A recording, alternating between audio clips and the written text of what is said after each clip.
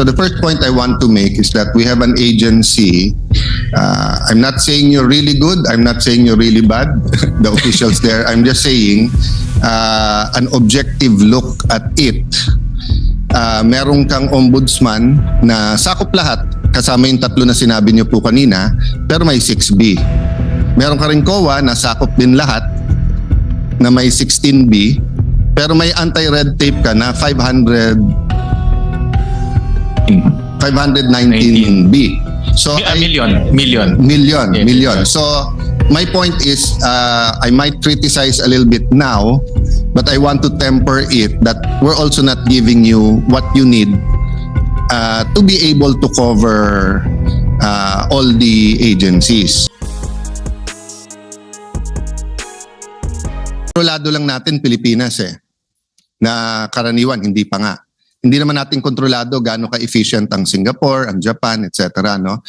More concerned ako doon sa kung totoong from 33 days to 75 days, ba't nagkaganon? Di ba kumbaga parang nagkasakit, tapos nung nabinat, mas masama pa. True story to Mr. Chairman, before the pandemic, I was just walking sa Fort, I think sa Toby's Estate, favorite ni Ate Pia na coffee place. Yung sa likod ng Shangri-La, di ba? It's nice to walk there. So I was having coffee there. I met a Singaporean couple and parang tingin nila sa BGC Taguig is parang Little Singapore. So they were, nung nalaman nila asawa ko yung mayor, they were asking, ganyan, madali bang magtayo ng business? So tinanong ko lang pabalik sa kanila, how long for to put up a business sa Singapore? Sabi niya 2 to 3. So sabi ko 2 to 3 weeks, 2 to 3 months. Tapos while I was asking, parang gumano na sa mind ko na baka naman 2 to 3 days, nakakaya naman tanong ko 2 to 3 weeks. Sabi na no, 2 to 3 hours. Okay, so siguro malayo yung 2 to 3 hours sa 33 days. Ngayon 75 days.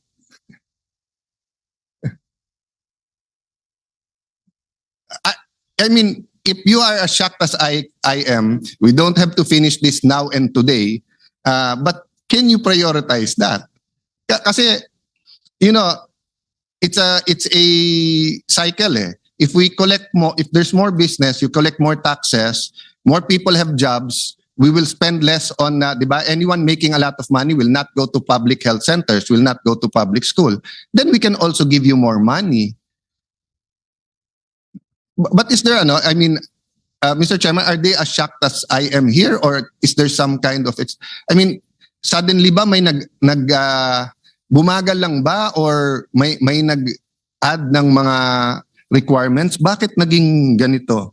Or have we talked to the World Bank to ask them apples to apples ba tong 2020 nila na 13 procedures, 33 days? Paano talaga naging 75 days? Tapos pag foreign firms, no?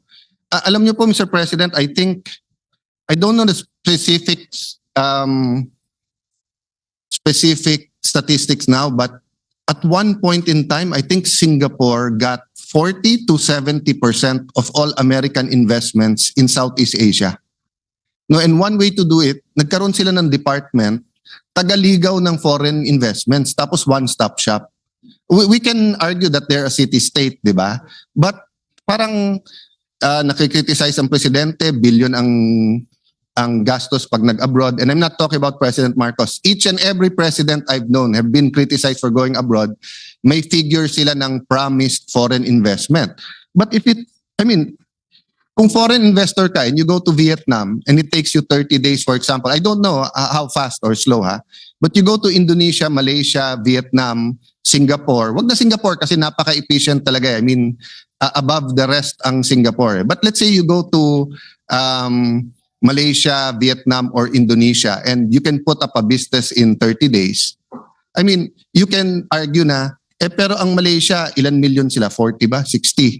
Ang Pilipino, 110 million. So baka mas maganda market dito. Pero ang Indonesia, 300 million eh. So parang, we're throwing things in the wind if we keep saying that ang problema lang kuryente, ang problema lang labor.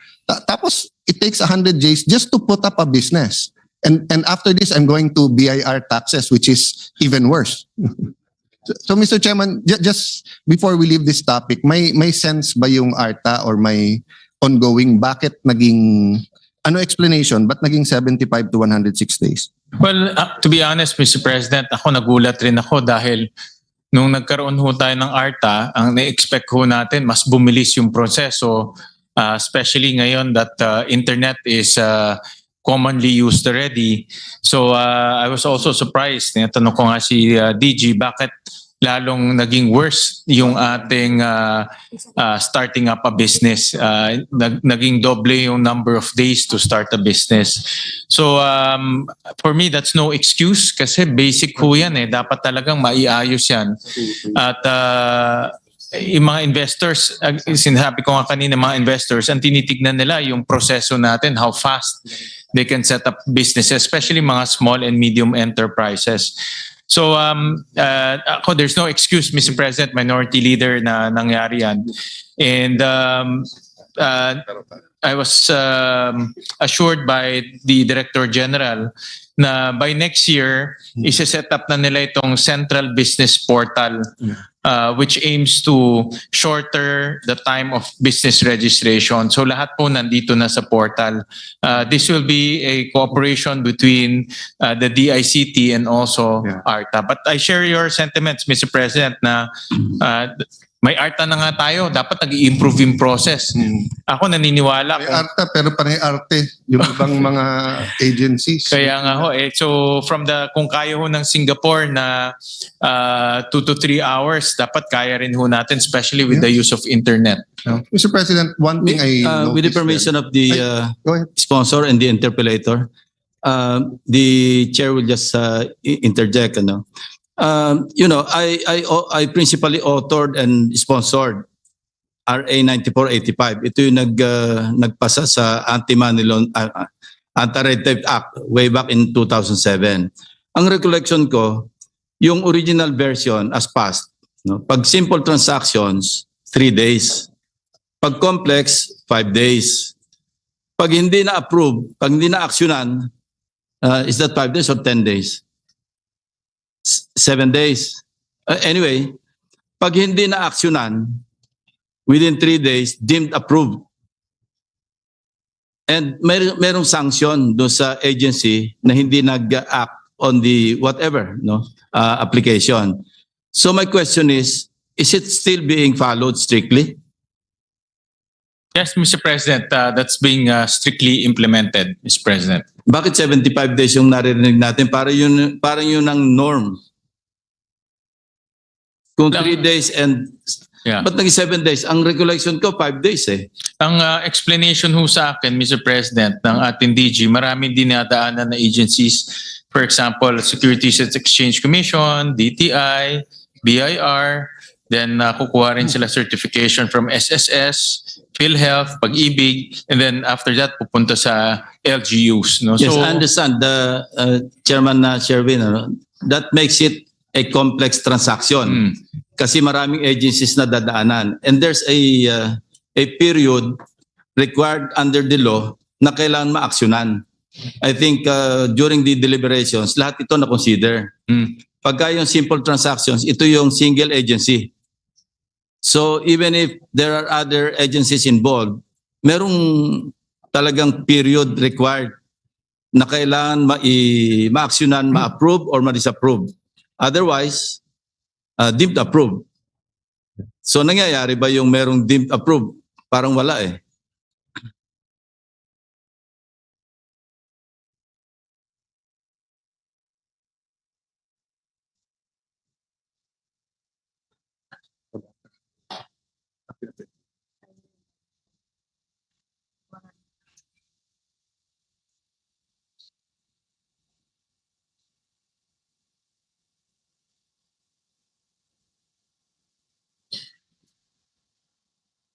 the way I understand it, Mr. President, yung deemed approved, meron pong dalawang requirements. The payment of fees and also the documentary requirements. As long as itong dalawang requirements are fulfilled, pwede hong matrigger yung deemed approved, Mr. President. But in practice, sabi sa akin, DG, it's being practiced po. But you need to have those two requirements, Mr. President. Thank you, distinguished minority leader and the sponsor. Thank you very much.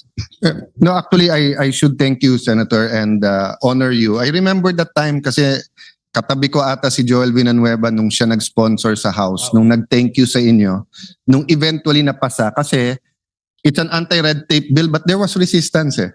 Di ba? Maraming mga agencies who were giving their reasons.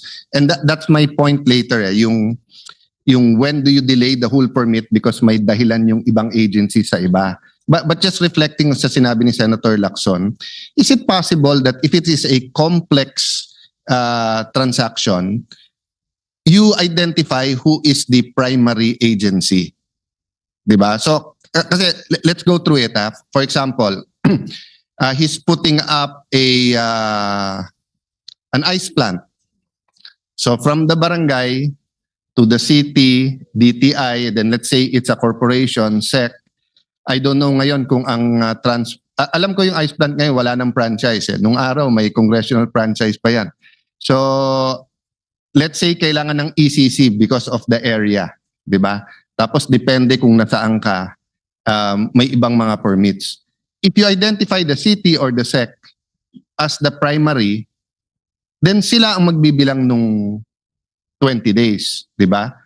Kasi kung hindi, ang mangyayari barangay. So pag sinabing 3 days or 2 days, deemed approved. Ang problema pagpunta ng city, anong tatanggapin nila na deemed approved? Kasi usually ang dala nila yung application tapos may date tapos away pa sa city. Hindi boss, hindi binigay eh, so deemed approved. So that will take a day or two. Assuming mabilis din yung city, di ba? So that's why nag-accumulate yung ano ba yung rule? 3-7-20. Di ba? Wag niyong itataya yan. 3-7-20. Hindi tumatama eh, kaya wag niyong itataya. Hindi nga tumatama, hindi nagagawa, no? So, my point, Mr. Chair, after reflecting sa sinabi ni Senator Lacson, ang red tape at ang corrupt at ang inefficient, nag-i-innovate yan eh. Especially kung the inefficiency leads to corruption. Di ba, there are two kinds of inefficiency or three kinds eh. Yung unwittingly, yung talagang ano lang, they want to make sure they do everything by the book, so it turns out longer. The second one is tamad. The third one is the longer it takes kasi more magbibigay para mapabilis. Di ba? We believe it or not, Mr. President, isipin niyo po sa passport. Sa passport, nung nadidelay, ang iba nating OFW pala, yung recruiter, nagbabayad ng 50,000 per passport. So nung tinanong ko sa recruiter, sa recruitment agency at mga taga-POA, ba't naman kayo magbabayad ng 50,000? Sabi, boss, 3,000 ang sweldo ng OFW, ready na yung employer. 6 months na didelay yung passport. E di nawala sila 6 times 3, $18,000. $1,000 yung passport, bibigay ko. So anong natuklasan namin dun sa DFA? May isang McDonald's or Jollibee, meron silang computers doon or laptop, pinupuno nila ang appointment, tapos ibebenta nila. Tapos yung iba may kakuntsaba pa na na travel agency. So my point is, if they innovate, we also have to innovate. It's not going to be easy. But your job is not to make it easy your job is to make it easy for people. Your job, nakakainis man minsan, di ba? I mean, kung mayor ako or secretary ako ngayon, maaring inis ako sa ARTA. But that's your job, to make them uncomfortable so that people will be comfortable. Di ba? Kasi to my second point, doon sa 2024 World Bank study, Be Ready, B as in beta, report shows that although Philippines ranked 16th in regulatory framework pillar, which is good, it performed poorly in public service operational efficiency pillars, weak performance in areas such as business entry competition, frontline public service deliveries, etc., etc. Di ba? So, well, ang questions na nandito, why,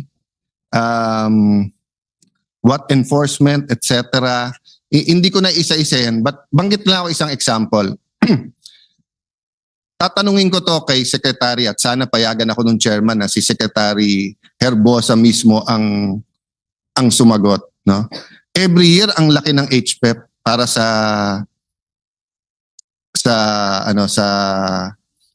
health centers. Every year nag-aagawan, ayaw nila i-itemize. So siya nagsasabi kung kanino mapupunta. And then after 2-3 years, nakalamsam yun eh, di ba correct? I mean, Meron pong annex, Mr. President.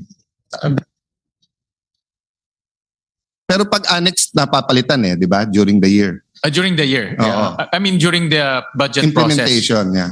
Kinakabit na ho ngayon ng, kinakabit po sa Sige, budget. but my point is this, no? Dapat part ng efficiency anti-red tape. Alam mo na, eto yung dami ng barangay, eto yung walang health center, eto lalagyan mo. Kaya nga nilalagay ng kontratista, di ba? This is the amount, 40 million, 180 days to comply.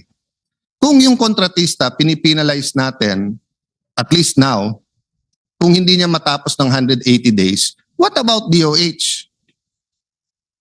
Di ba? So from the time we approve it in December, gaano katagal bago nyo ilabas yung plano, bago kayo magmowa sa DPWH, tapos nakita ko si Sec. Herbosa, nag-i-inspect, tapos nagugulat siya dahil panay halaman na yung hindi natapos.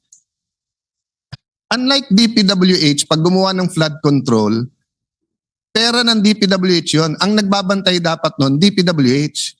Ang DOH, pera to ng DOH eh. So ba't siya nag-i-inspect nung natiwangwang na? Eh may regional director siya eh. So nung inumpisahan, hindi nila tinignan. O tapos nung nag-delay siya pa magpapabida para pumasyal siya doon. Tapos kaya lang pala pumasyal doon, mag-abroad na ulit. Actually, akala nung DFA secretary siya eh. Mas marami pa ata siyang abroad sa DFA eh.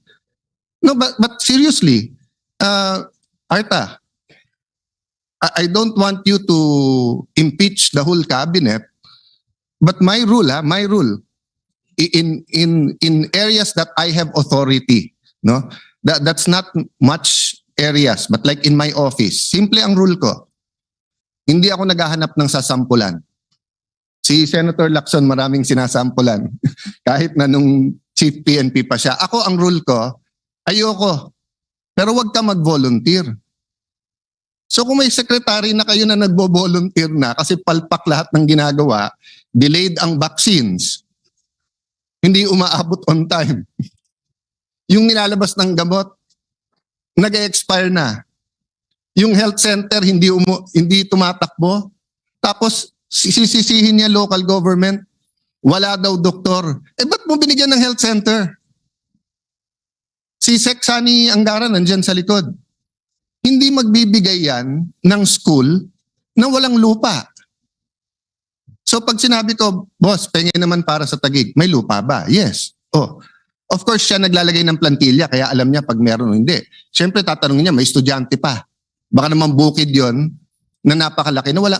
So ibig sabihin, ang DOH naglalagay ng health center, hindi mo muna kakausapin yung mayor or governor na may pondo ka ba para sa nurse, may ganyan ka ba? Diba? So this is all part of anti-red tape. So again, no, I don't expect you to go through all of it. Senator Lacson, when he was Chief PNP, meron siyang programa about yung, sir, the waistline, no? 34-inch waistline. Ilan po? 34-inch waistline. 34-inch waistline. I barely made it. So, hindi. Few months ago, nag-36. Buti bubalik sa 34. Pero my point is this.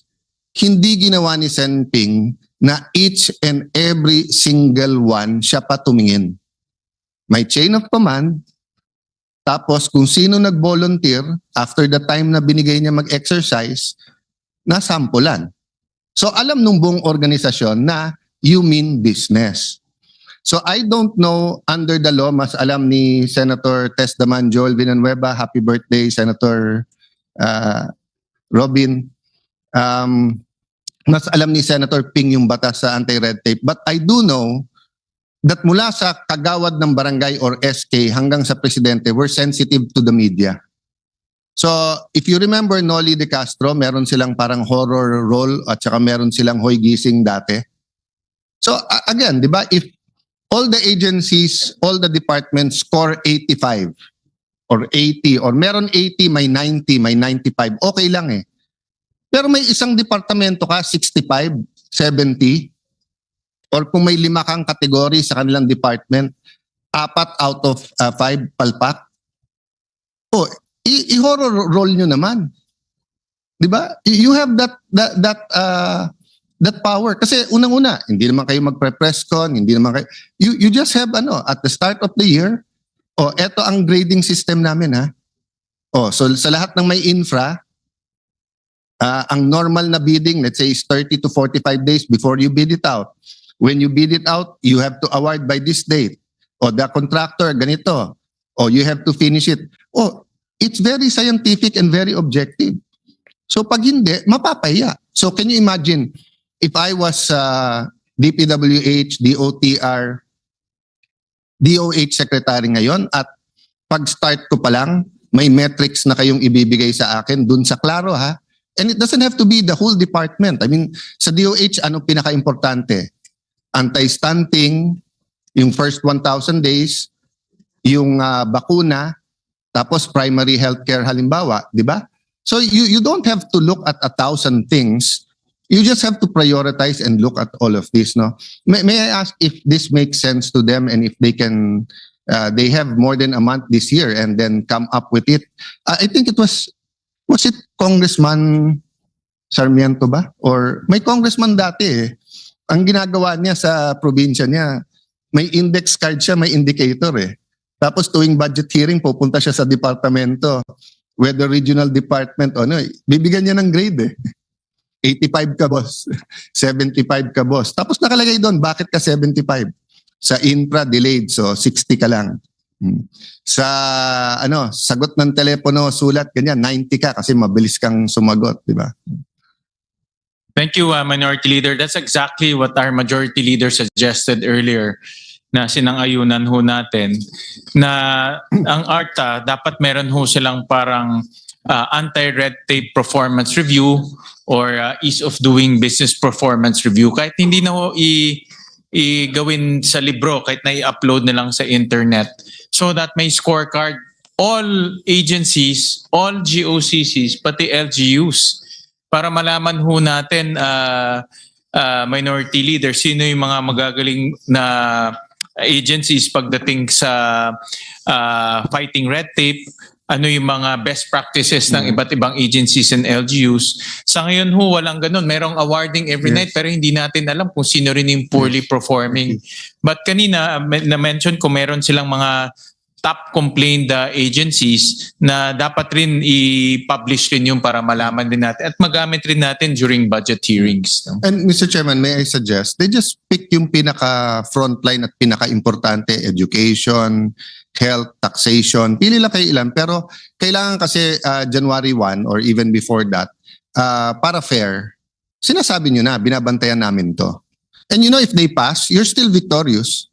Kasi they might have passed because nga alam nila eh. Sino ba nagsabi nun yung scientist na by merely observing, nag-iiba ang kilos ng isang tao. That's why nga hindi daw scientific lahat ng studies because if you know you're being observed, umiiba yung kilos mo. So I'll speed it up, Mr. Chair, dahil alam ko nakiusap lang tayo kay Senator Pia na para ituloy yung DSWD. But may I take advantage that Senator Joel, Senator Lacson is here, Senator Pia, sa Ways and Means naman siya. Nung hiningi ko sa dating BIR Commissioner kung na-issuean ng LOA ng letter of authority ever in this administration, yung top 15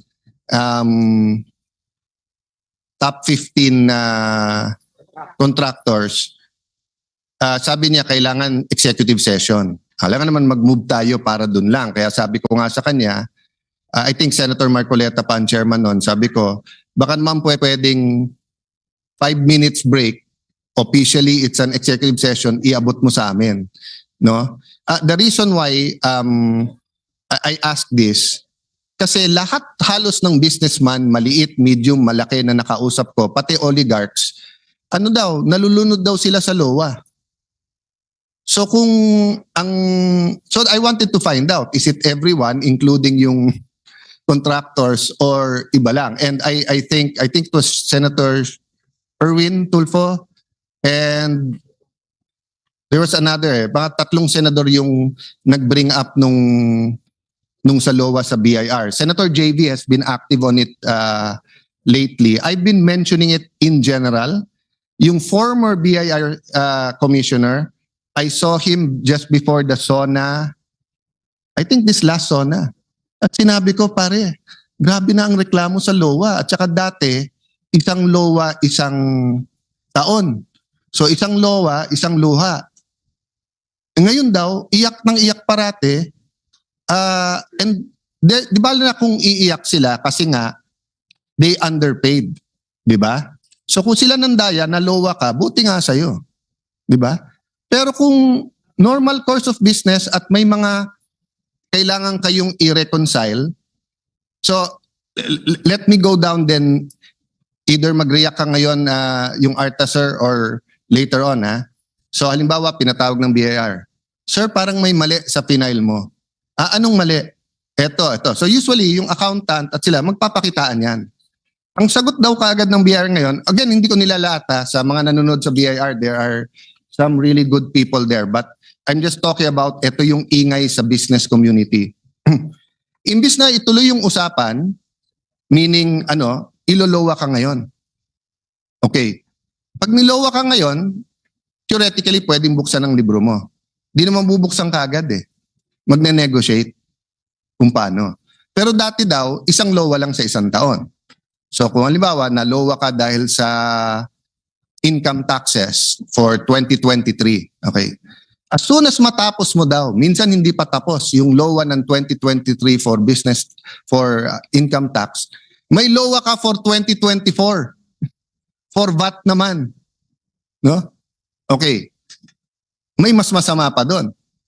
Meron palang department order ang DOJ na pag less than 6 years, yung penalty, imprisonment, check ko pa ho to but assuming tama yung mga sumbong sa akin. Pag less than 6 years, wala nang preliminary investigation.